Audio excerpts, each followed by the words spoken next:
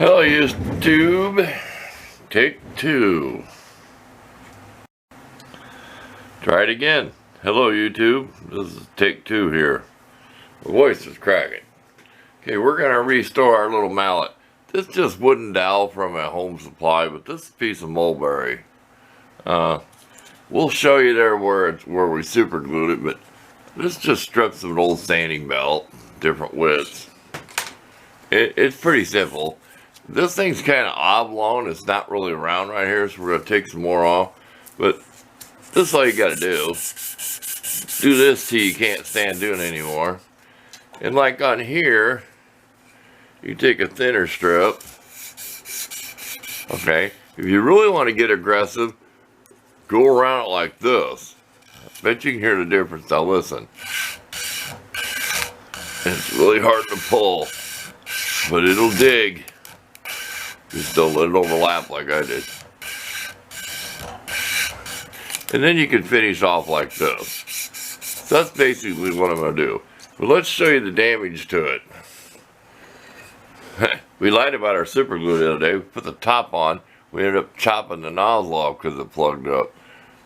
I have luck with that super glue. It never dried. Yeah, I messed up.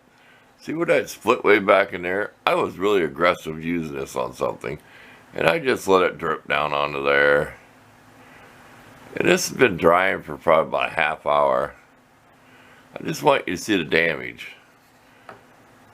And we'll bring it back. We're done sanding it. I think we're going to put some Danish oil on. I think we're going to up the color there. We're tired of it looking like that. I think we're going to soak in some of that walnut oil and see what that looks like. At least the handle. So, we'll be back. This will be a short video. Just thought I'd show you how you can sand stuff like that. Like this. We'll bring you back real quick after we sand this and show you what it looks like after it's sanded. So, stay tuned. Okay, here's a look at that where it was all split. And chamfer. That's why it's split. If you chamfered this, I would say chamfer. Everybody says chamfer. Like that. See how that's getting an angle to it? It probably won't split as bad. Same as you do on a steel hammer. You don't want a sharp edge. It's probably why it broke. See, it was just a sharp edge and it caught and split back.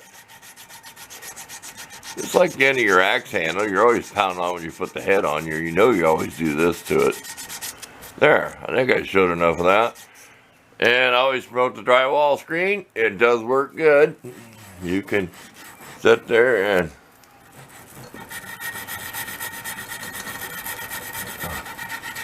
go whatever direction and see that? It's pretty good. There, that's about all you'll see of me sanding. Just show you the best things that I do there. We're bored. It's only 70 degrees in the shop, so we're taking advantage of it. Since it rained the other day, it's a little cool out this morning. And we are done.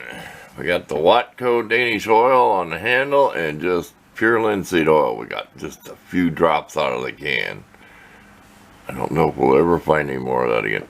I did put some Watco stain on there.